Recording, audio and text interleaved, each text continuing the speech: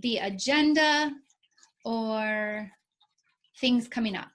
You can shout out, unmute yourself. I love voices. Or you can. What is the test going to look like? Is it going to be like online, or will we have to like print it off? You have to come to my house. No, I'm teasing. It'll be online. And it'll be multiple choice, fill in the, maybe not fill in the blank. Multiple choice, matching. There will be a couple short answers like maybe list the synovial joints. List and describe the synovial joints. Maybe compare male and female forensics or pelvic girdle. That sort of thing would be short answer, but all the rest of it will be bubble answers. No labeling because we've already done that. We haven't done histology. I might take that off of the test because we didn't get a chance to actually look at it under the microscope, so I thought that was really tough for us.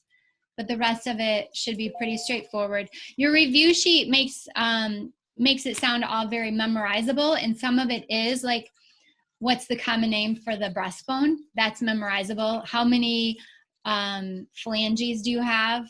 Memorizable. But some of it is application, like which of these would belong to the appendicular? Which of these would belong to the axial? And I thought I might try to throw a practice test out. I'll still need to create that, but I thought I would throw that out into the Google world if you guys wanted to try your hand at that. Good question. Any other questions before we move on? Will there be like test corrections for the test? Oh, I hate that question before a test. After the test is another story. I feel like it sets you up for failure. I haven't been doing test corrections yet this year. And usually it's just my AP that I do test corrections with, and I haven't been doing them with them either. That all gets very complicated when you don't have access to your test. But let's see how it goes, okay? I can always do retakes like this, this vocabulary quiz, okay? So we'll get started then. We're gonna learn about some fractures. So I bet you already know a fracture is a broken bone. Look at that broken bone. Oof, that looks like. Any broken bones? Shout it out. No broken bones, Miss Snook. Okay, let's get going. This guy's got a broken bone. Woof! Came right out of his skin. So a fracture is just the more scientific way of saying a broken bone. The risk of fracturing a bone depends on your age and your lifestyle, I would say. So health plays a big role. We've learned about osteoporosis and calcium. The brittle bones are going to break more easily. In your ossification POGIL, you learned that our whole skeleton starts out as a hyaline cartilage model. So that cartilage, that collagen fiber, has more flexibility. So a younger bone will actually not break as easily as an older bone.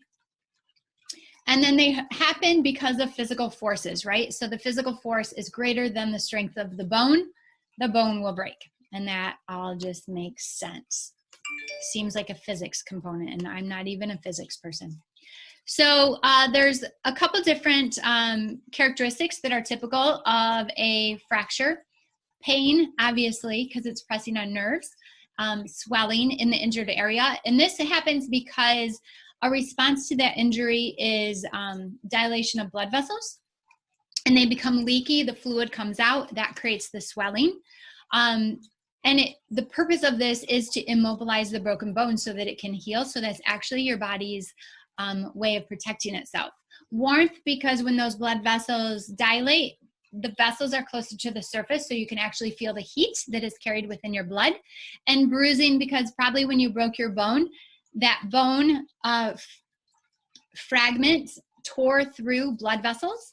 And so the blood has leaked out into the tissue compartments, and that's what's creating your bruising. And then the deformity that happens due to that swollenness around the bone. So you can classify bones straight away into two categories, the simple or the compound. And the compound, if I hear that, I think like it must be in many pieces, but it just means that it's broken through the skin. So a compound fracture or an open fracture breaks through the skin.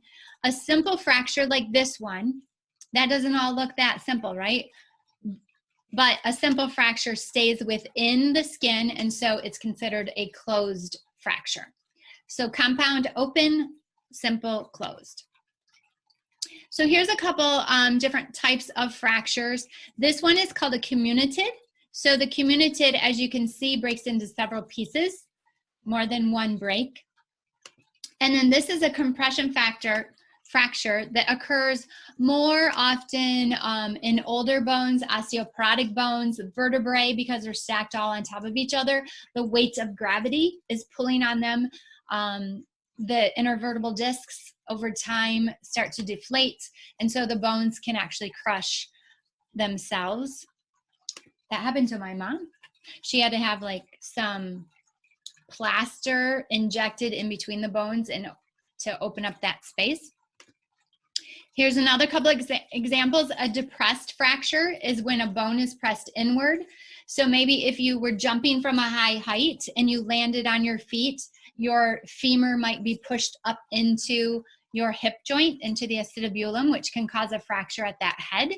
An impacted, where two bones are forced into each other, so you might have opposing forces, kind of like a compression. And then the spiral, as you can see in this picture on the right, happens more from a twisting action.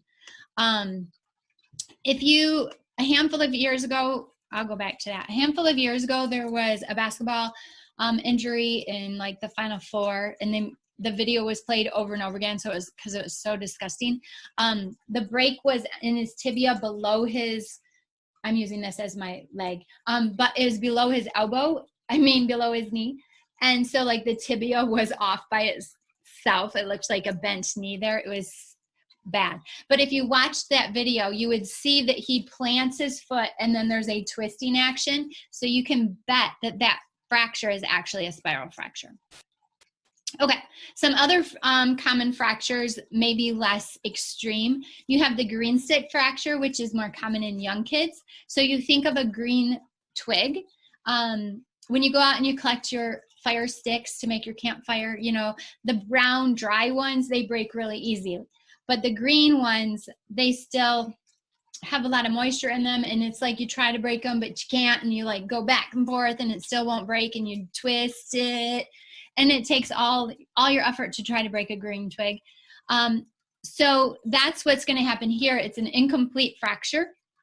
And going back to that POGL that you guys did on ossification, remember your original skeleton has a lot of collagen in it. And that's replaced by calcified bone over time. So that collagen is more flexible, not so easy to break. So the younger bones are more likely to experience green stick fractures.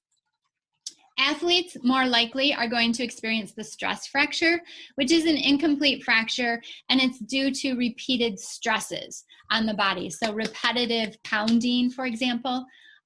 We talked about shin splints and how the muscle's pulling on the bone, and if it continues to pull on the bone, eventually it will create a crack.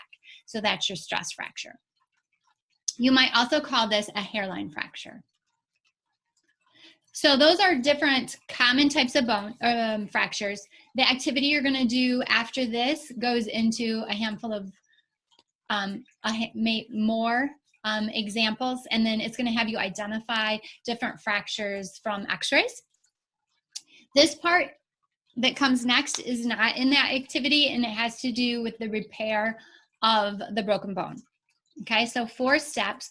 The first step is a hematoma. So the hematoma is like a blood blister that forms around the break. So it accumulates blood at the surface due to that rupturing of the vessels. I told you, like, this looks pretty jagged, right? So you could imagine it's going to tear right through the blood vessel.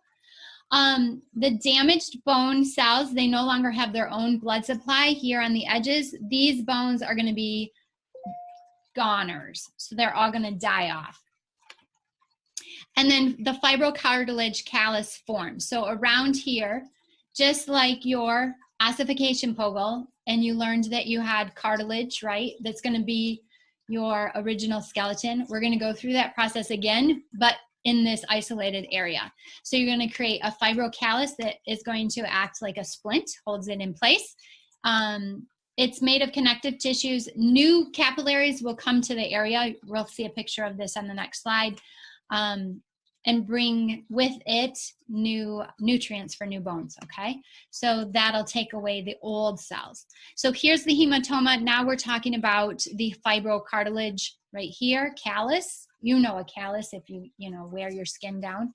And you can see in this callus, new blood vessels coming to the area. So they're gonna bring a blood supply for the osteoblast, the forming cells, and they're going to take away the osteoclasts, the dead cells. So the osteoclasts are going to break down the old dead cells. They're going to be flushed away. Here we're starting to change that fibrocartilage into osseous tissue. So little by little, we're bringing in calcium that we can ossify that tissue with, or calcify that tissue with. And then bone remodeling occurs. Bone remodeling is happening your entire life due to stress and gravity. We're constantly breaking and repairing bones. Working out, lifting muscles, that's pulling on the bones. It's creating tear and repair of bone tissues. So it's actually strengthening the bones. So that all has to do with the remodeling. PTH, calcitonin, remember those things? Pulling the calcium in, pulling the calcium out, PTH, calcitonin puts calcium in. That's all part of that bone remodeling.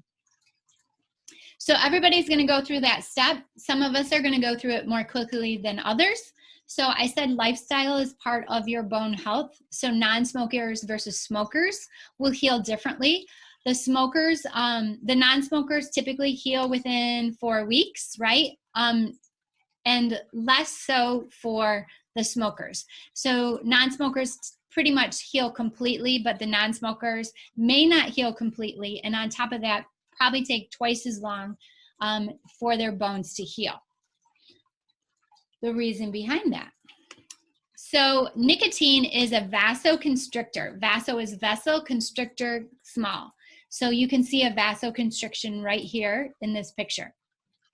So the vasoconstriction is making it so this bone doesn't get as much blood supply as another bone. So the osteoblasts don't have as much tissue or minerals to deposit into the bone, and so you actually have weaker bones if you're a repetitive smoker. Okay, so I feel like I need a closure slide. I don't have one. It's like mic drop there. So we talked about different types of fractures, how they heal, and then problems with healing. And that is all I have for today's topic. It's a short one.